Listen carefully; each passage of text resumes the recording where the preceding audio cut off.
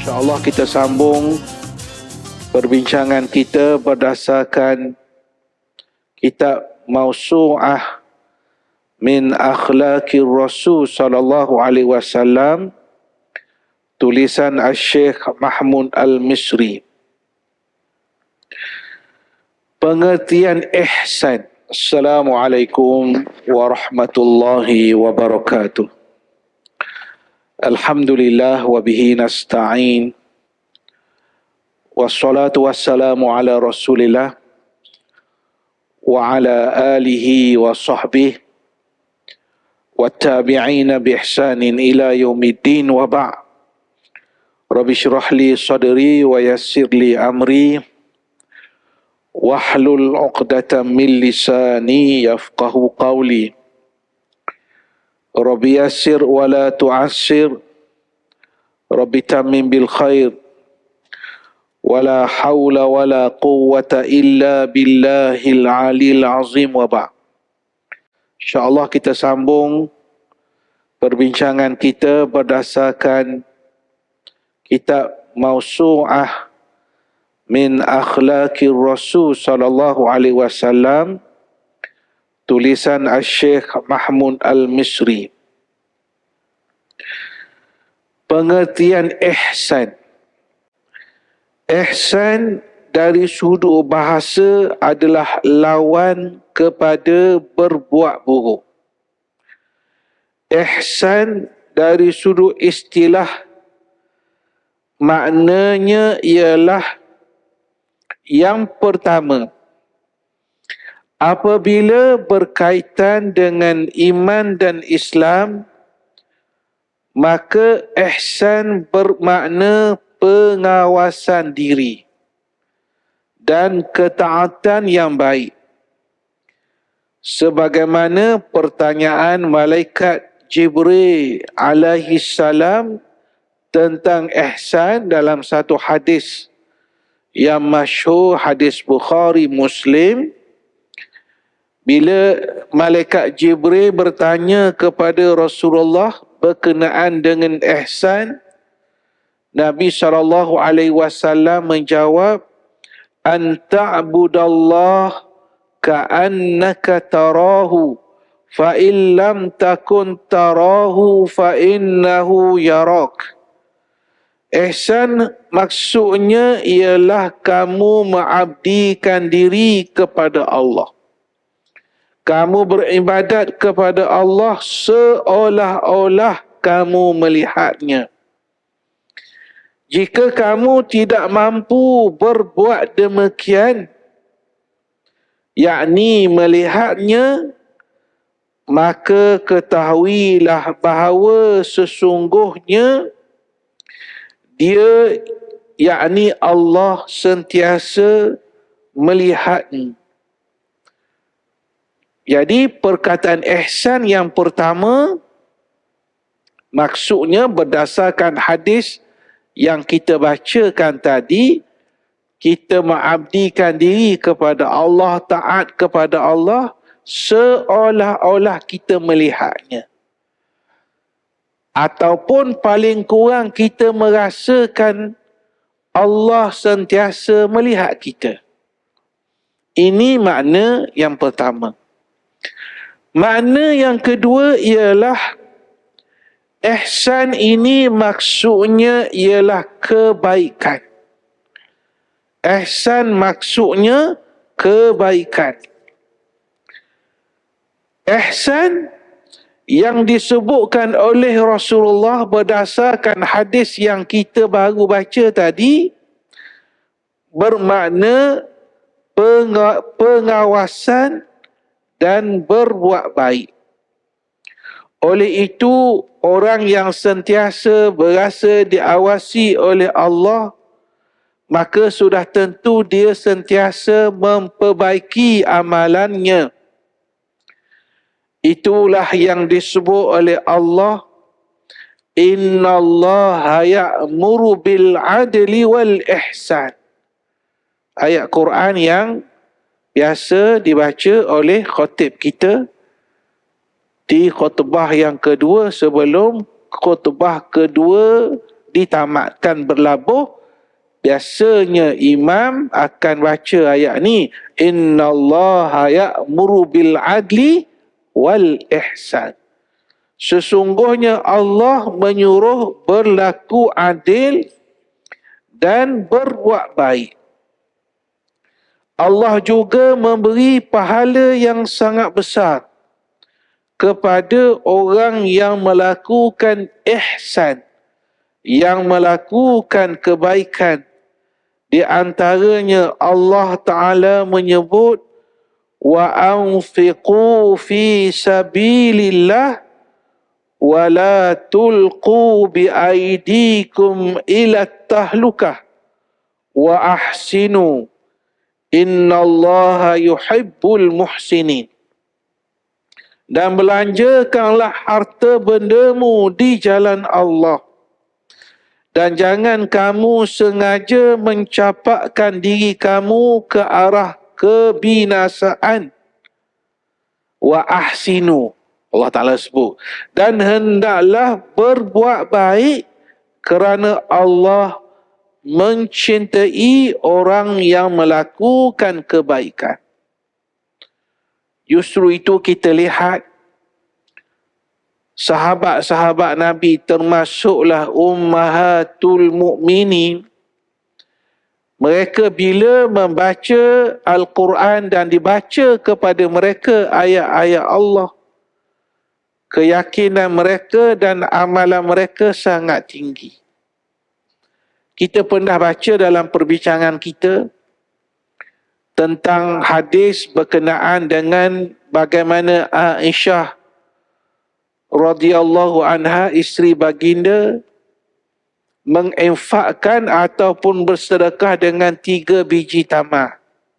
Kita pernah sebut hadis bagaimana seorang wanita miskin yang datang ke rumah Aisyah dengan membawa 2 anak perempuan. Dipendekkan cerita, Aisyah bagi 3 biji tamar itu kepada ibu dan 2 orang anak ini. Itu waktu Aisyah tidak memiliki apa-apa selain daripada 3 biji tamar. Berlaku satu peristiwa selepas kewafatan Rasulullah ni, waktu Nabi sudah tiada. Pernah satu ketika, pemerintah ketika itu menghadiahkan kepada Aisyah radhiyallahu anha 400 dirham. 400 dirham. Bila sampai kepada Aisyah, Aisyah meminta kepada pembantunya mengagih-agihkan daripada 400 dirham itu sampai habis.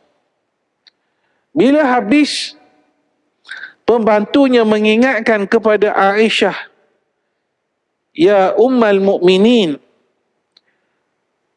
engkau hari ini engkau berpuasa. Sepatutnya engkau tinggalkan beberapa dirham untuk beli makanan untuk berbuka puasa. Aisyah menjawab, kenapa kamu tidak ingatkan aku tadi bahawa kita perlu tinggalkan berapa dirham untuk beli makanan berbuka puasa? Kisah ini menggambarkan kepada kita, yang pertama ialah sifat yang ada kepada Aisyah radhiyallahu anha, kemuliaan akhlak Aisyah, iaitu suka bersedekah.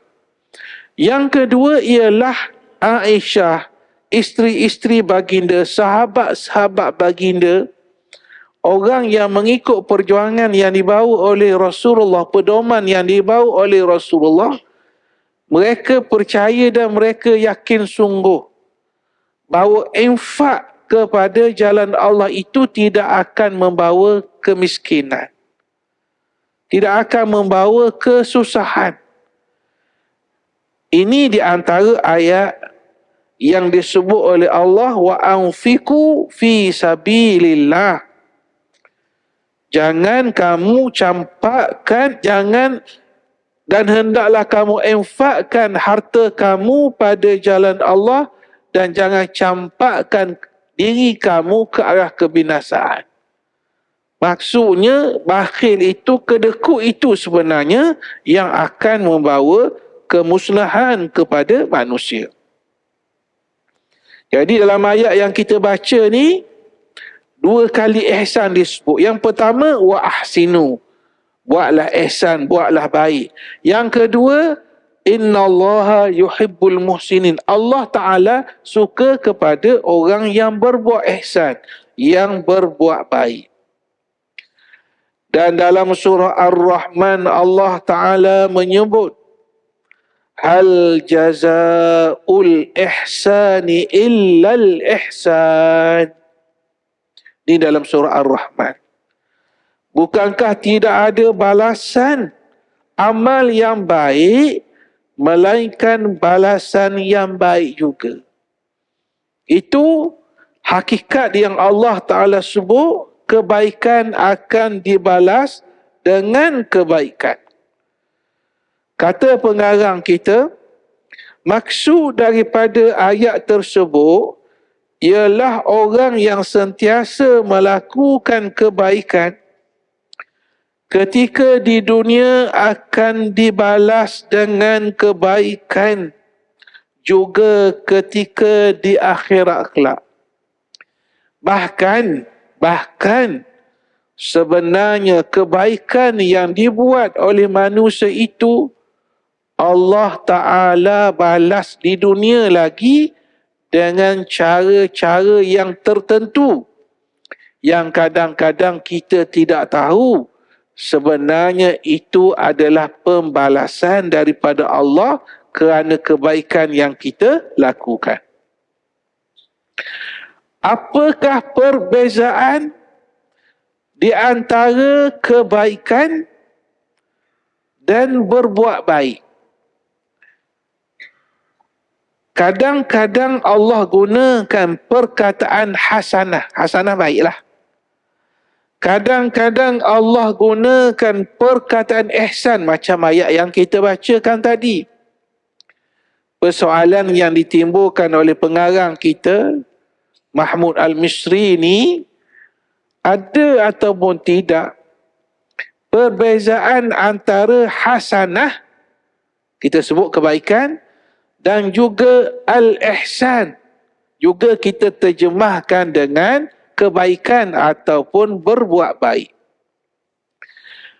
Kata pengarang kita, hasanah, kebaikan adalah istilah yang biasa digunakan untuk mengungkapkan segala nikmat yang menyenangkan diri, badan dan juga keadaan manusia. Seperti Allah Ta'ala sebut dalam surah An-Nisa ayat 78, wa in tusibhum hasanatun yaqulu hadhihi min indillah. Dan kalau mereka beroleh kebaikan, mereka berkata ini adalah dari sisi Allah. Yang mereka dapat itu datangnya daripada sisi Allah. Maksud kebaikan di sini ialah artinya kesuburan. Kalau tanaman, kesuburan. Orang akan sebut ini kebaikan yang Allah Ta'ala beri. Ataupun kelapangan hidup, itu juga adalah hasanah. Begitu juga kejayaan dalam hidup itu hasanah. Seperti doa yang kita baca, Rabbana atina fid dunya hasanah wa fil akhirati hasanah wa qina adzabannar. Digunakan perkataan hasanah. Adapun ihsan. Ihsan tu apa beza dengan hasanah tadi? Maksudnya ialah berbuat baik digunakan dalam 2 pengertian. Yang pertama, membantu atau memberi kenikmatan kepada orang lain. Maksudnya berbuat baik. Macam ayat kita sebut tadilah, wa ahsinu. Dan berbuat baiklah kepada orang lain. Maksudnya berbuat baik kepada orang lain. Yang kedua ialah berbuat baik dalam perbuatan dan juga amalan. Ini sesuai dengan apa yang disebut oleh Sayyidina Ali karramallahu wajhah. Kata Sayyidina Ali, "An-nasu abna'u ma yuhsinun." Manusia itu adalah anak kepada perbuatan baik yang mereka lakukan. Maksudnya Sayyidina Ali nisbahkan, sandarkan kepada perbuatan baik yang dilakukan oleh manusia. Jadi, hubungan antara hasanah dan ihsan sangatlah jelas. Jadi perkataan ini digunakan oleh Quran. Hasanah pun Quran guna, ihsan pun Al-Quran guna. Dan sudah tentu, walaupun mungkin maknanya hampir-hampir akan ada sedikit perbezaan makna-makna yang disebut oleh Allah Ta'ala. Sesiapa yang bersikap ihsan kepada dirinya dengan memurnikan tauhid dan ibadah, serta bersikap ihsan kepada orang lain, baik ketika berkata-kata maupun bertindak, maka semua itu akan membuahkan kebaikan untuknya, iaitu syurga. Adapun hasanah dan ihsan diambil daripada perkataan yang sama, iaitu al-hasan.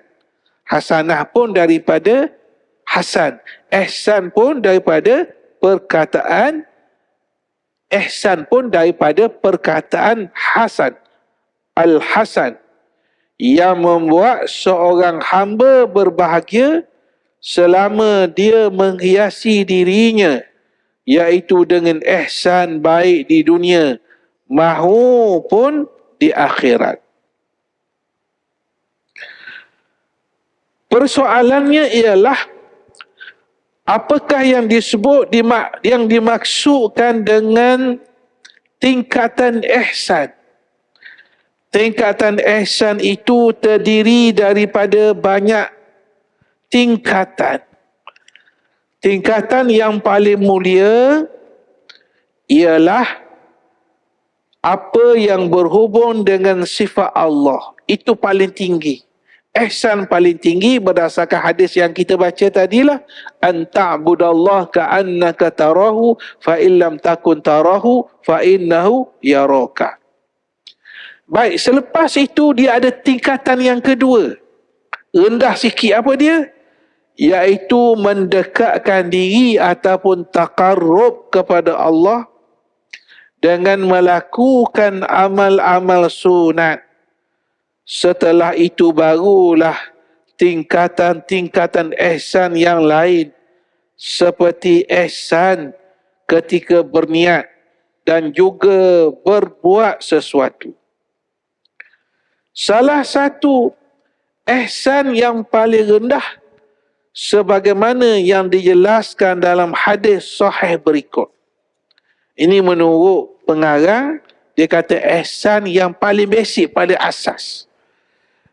Pengarang kita membawa hadis riwayat Bukhari dan Muslim, di mana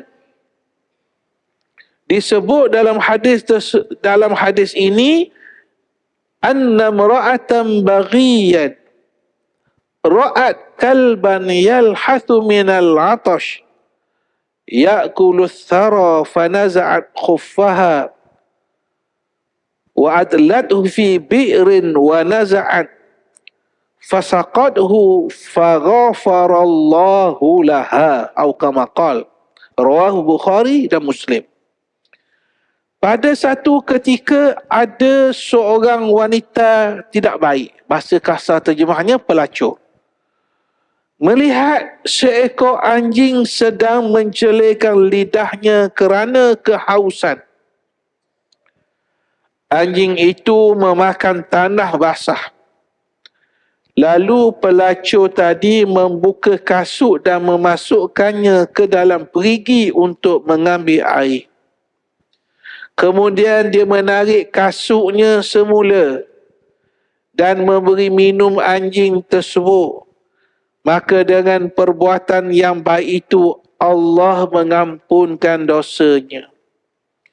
Jadi seperti mana yang kita ketahui, selain daripada taubat seseorang kepada Allah, seseorang yang bertaubat itu perlu melakukan kebaikan setelah melakukan taubat kepada Allah Subhanahu wa taala. Dan ini yang selalu kita sebut. Kebaikan itu tidak boleh kita pekerjakan. Tidak boleh kita ambil remeh, tak boleh ambil mudah. Kita pernah sebut hadis yang hampir sama berkenaan dengan seorang lelaki. Sama je. Cuma ni tentang seorang wanita yang buat pekerjaan yang sama, berminum kepada seekor anjing. Maka di sisi Allah itu adalah satu kebaikan yang menyebabkan Allah mengampuni dosa-dosanya. Jadi, semua landasan agama dan cabangnya serta semua adab pergaulan dalam berinteraksi dan bermasyarakat dikembalikan kepada hakikat ihsan itu sendiri. Sebagaimana ihsan ialah memaafkan kesalahan orang lain. Di mana? Di dalam firman Allah Subhanahu wa ta'ala, wal kaziminal ghaiza wal 'afina 'anil nas wallahu yuhibbul muhsinin. Dan orang yang menahan kemarahannya dan orang yang memaafkan kesalahan orang lain. Dan ingatlah, Allah mengasihi orang yang berbuat perkara-perkara yang baik. Pernah satu ketika diceritakan bagaimana seorang hamba dia melakukan satu kesilapan, dia buat pecah barang ataupun perkakas milik tuannya. Bila dia buat pecah tu, tuan dia ni ataupun kita sebut sayyid dia, tuan dia ni nak marah dia. Ialah dia buat pecah, hamba ni pecahkan gelas ke pinggan mangkuk, wallahu alam lah. Tapi dia pecahkan barangan tuan dia. Bila tuan dia nak marah, dia pun baca firman Allah, wal kaziminal ghaiz. Orang baik ni, orang soleh ni, maksud dia ialah orang yang menahan kemarahan. Jadi tuan dia pun terdiam. Oh, kena tahan kemarahan. Kemudian hamba ni kata paling baik lagi, dia kata wal afina anin nas. Dan bukan tahan marah saja, kena maafkan saya. Sebab Allah Ta'ala kata orang hebat ni wal afina anin nas. Dia memaafkan kesalahan orang lain. Pandai hamba ni. Lepas tu dia kata, Tuan, kalau nak bagus lagi, Allah Ta'ala sebut wallahu yuhibbul muhsinin. Allah Ta'ala suka orang yang berbuat baik. Jadi tiga perkara ni kena buat. Pertama, kena maafkan. Yang kedua, yang pertama menahan kemarahan. Yang kedua, maafkan kesalahan. Yang ketiga, buat benda baik. Jadi tuan dia kata buat benda baik tak adalah kalau hamba ni, iaitu membebaskan hamba ni. Lalu tuan dia membebaskan hamba tersebut daripada ayat wal kaziminal ghaiza wal afina 'anil nas wallahu yuhibbul muhsinin. Begitu juga ihsan meliputi semua pintu hakikat kebenaran. Seperti mana kita mesti menyembah Allah seakan-akan kita melihatnya. Menurut Ibnu Abbas, maksud ihsan yang pertama pada ayat yang dibaca tadi yang kita baca tadi, hal jazaul ihsan illal ihsan, ialah mengucap kalimah tauhid, iaitu tiada Tuhan melainkan Allah, dan ihsan yang kedua maksudnya adalah syurga Allah Subhanahu wa ta'ala. Maksudnya ialah kalau ikut Ibnu Abbas, hal jazaul ihsan illal ihsan. Maksudnya tidak ada balasan ihsan orang yang mengucap la ilaha illallah, yang beramal dengan la ilaha illallah, melainkan balasan itu ialah ihsan, iaitu syurga Allah Subhanahu wa ta'ala. Sebuah riwayat menyebut bahawa Rasulullah sallallahu alaihi wasallam pernah membaca ayat tersebut. Ayat yang kita baca tadilah hal jazaul ihsan ilal ihsan. Lalu baginda bersabda, hal tadruna ma qala rabbukum? Qalu Allah wa rasuluhu a'lam. Qal yaqulu hal jaza'u man an'amtu alaihi bitauhidi illal jannah. Kata Nabi, apakah kalian tahu apa yang difirmankan oleh Tuhan kalian? Ayat yang kita baca tadi. Para sahabat menjawab, Allah dan Rasulnya lebih mengetahui. Kalau kita perhatikan hadis Nabi, banyak cara Nabi mengajar ni Nabi tanya. Ni contoh macam ni lah. Hal tadruna ma qala rabbukum, apa yang kamu tahu tentang apa yang disebut oleh Tuhan kamu. Begitu juga dalam hadis Nabi kata, hal tadruna manil muflis, kamu tahu tak apa yang dimasukkan dengan orang muflis. Nabi lontar dalam bentuk soalan. Dalam bentuk soalan. Jadi bila Nabi tanya, mereka menjawab, sahabat-sahabat ni menjawab dengan penuh adab.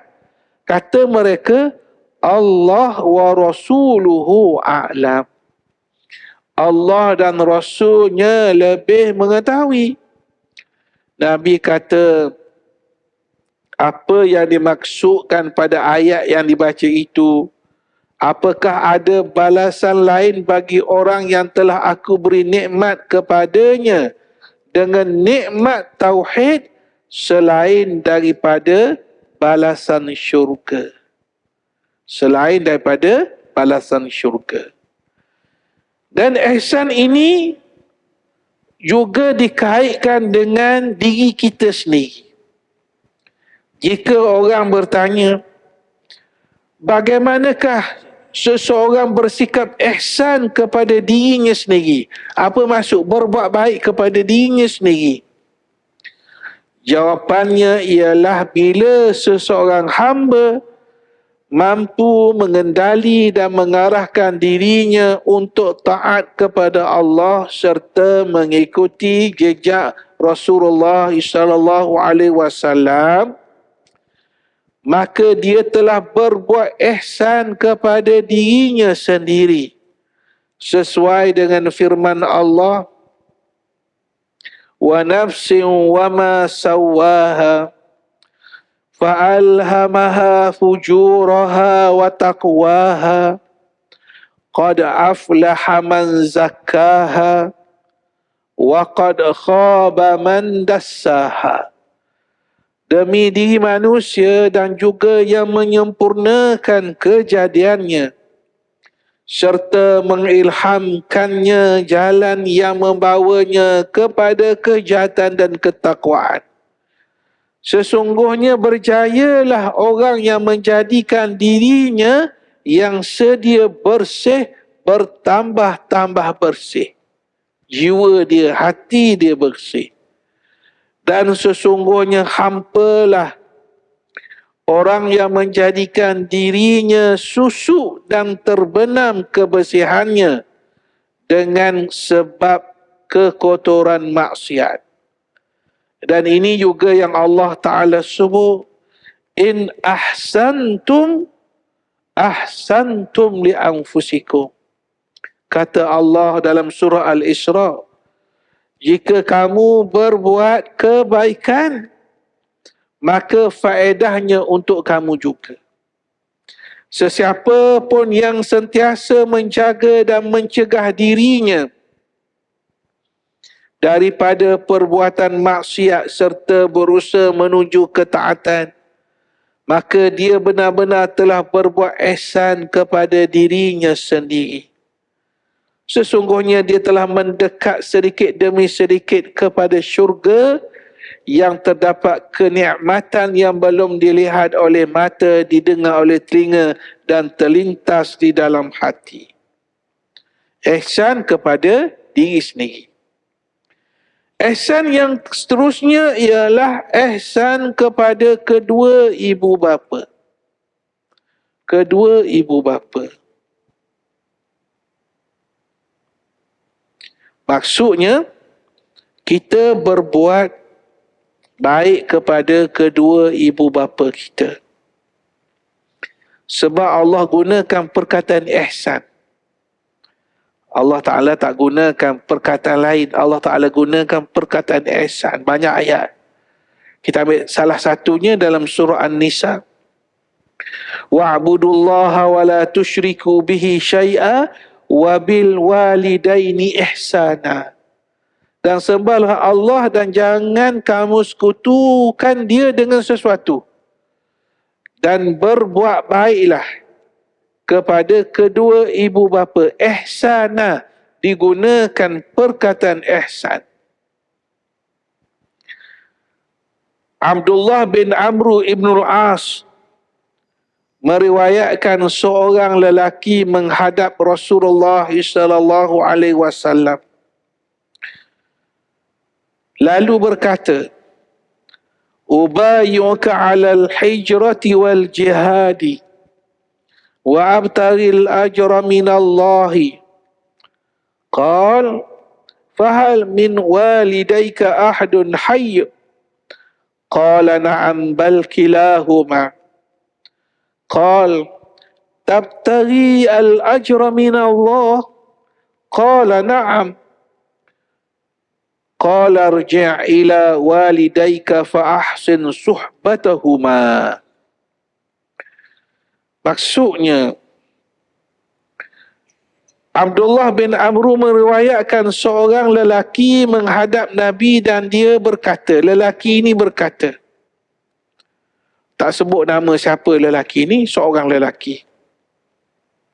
Dia kata kepada Nabi, dia kata, Ya Rasulullah, saya berbai'ah kepadamu untuk turut hijrah dan berjihad dalam usaha mencapai redha Allah. Nak dapatkan pahala daripada Allah. Lalu baginda bersabda, Nabi tanya. Apa Nabi tanya? Nabi tanya begini. Apakah salah seorang daripada ibu bapamu masih hidup? Orang ni kata, saya nak berhijrah, saya nak berjihad. Nabi tak terus jawab. Nabi kata, kamu ni ada mak ayah tak? Yang masih hidup. Dia kata, Ya Rasulullah, kedua ibu bapa saya masih hidup. Dua-dua masih hidup. Lalu baginda bertanya, kamu nak mencapai keredaan Allah, pahala daripada Allah? Nak tak kamu nak pahala daripada Allah? Dia kata, ya Rasulullah, saya naklah pahala daripada Allah. Maka kata Nabi, kembalilah kamu kepada kedua ibu bapa kamu dan temanilah mereka dengan baik. Dia nak pergi hijrah, dia nak pergi berjihad. Dia nampak itu paling hebat. Tapi dalam situasi dia ni, mungkin mak ayah dia tua, tak ada orang nak jaga. Kata Nabi, kembalilah kamu kepada kedua ibu bapa kamu dan temanilah mereka dengan baik.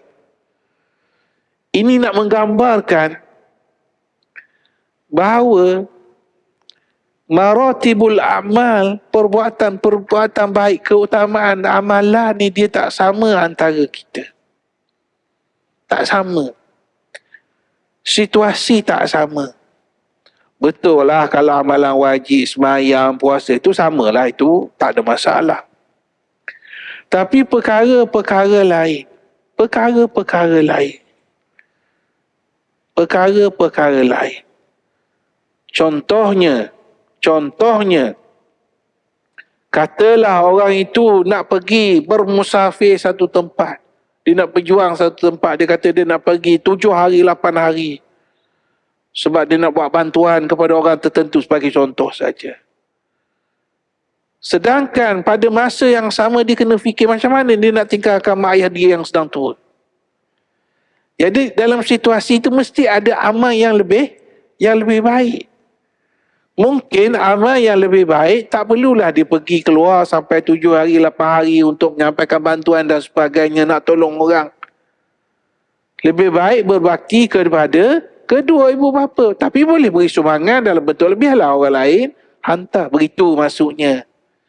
Walaupun dari sudut-sudut dia nak pergi menolong orang lain. Sebab tu dalam amalan dia ada maratibul amal. Martabat amalan ataupun kadang-kadang digunakan dengan istilah fiqhu al-aulawiyat. Fiqh keutamaan mana yang patut diutamakan. Mana yang patut diutamakan.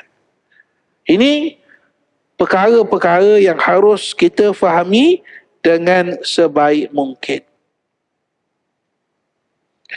Jadi banyak sekali hadis-hadis yang menggambarkan kepada kita, iaitu orang yang berbuat baik ataupun buat ihsan kepada kedua ibu bapa ni, satu bentuk ihsan yang baik yang dituntut oleh agama. Sehingga kan ihsan kepada al-walidain ni boleh dilakukan walaupun selepas kematian mereka. Lepas mati mereka pun masih boleh berbuat baik. Mendoakannya, sedekah jariah, menghubungkan silaturahim dengan orang-orang yang ibu dan ayah kita berkawan dulu, baik dulu. Kita jalinkan hubungan itu juga disebut sebagai ihsan. Ihsan kepada orang yang sudah meninggal dunia, berbuat baik kepada kedua ibu bapa kita. Dan Rasulullah SAW dia letakkan sekali 2 dosa besar. Bila ditanya kepada baginda apakah dosa yang paling besar, maka Nabi kata asyirku billah thumma uququl walidain. Iaitulah kamu syirik kepada Allah, kemudian kamu derhaka kepada kedua ibu bapa kamu. Dimasukkan sekali 2 dosa besar, syirik kepada Allah dengan derhaka kepada kedua ibu bapa. Macam ayat yang kita baca sebelum ni, apabila Allah Subhanahu wa taala perintah wa'budullah wa la tusyriku bihi syai'a wa bil walidaini ihsana. Hendaklah kamu abdikan diri kamu kepada Allah, jangan syirik kepada Allah dengan sesuatu. Yang kedua datang perintah Allah wa bil walidaini ihsana, dan kepada kedua ibu bapa hendaklah berbuat baik. Jadi insya-Allah kita akan tawakuf ataupun kita berhenti pada perbincangan kita berkenaan dengan ihsan ataupun berbuat baik kepada kedua ibu bapa kita. InsyaAllah kita akan sambung pertemuan kita akan datang. InsyaAllah kita melihat ihsan kepada kaum keluarga, ihsan kepada jiran, ihsan kepada pasangan kita, kepada suami isteri kita, dan juga contoh-contoh tauladan yang ditunjukkan oleh Rasulullah SAW kepada kita. Khulasatu qaulnya perbincangan kita pada malam ini, kita membicarakan berkenaan dengan topik ataupun tajuk ihsan. Ihsan yang paling utama sudah tentulah kita mengabdikan diri kepada Allah seolah-olah kita melihat Allah, ataupun paling kurang Allah melihat kita. Kita rasakan begitu. Yang kedua, ihsan dengan arti kata berbuat baik kepada manusia. Jadi sekadar itu dulu. Aku qali hadza wa astaghfirullahal azim wa li wa lakum. Wassalamualaikum warahmatullahi wabarakatuh.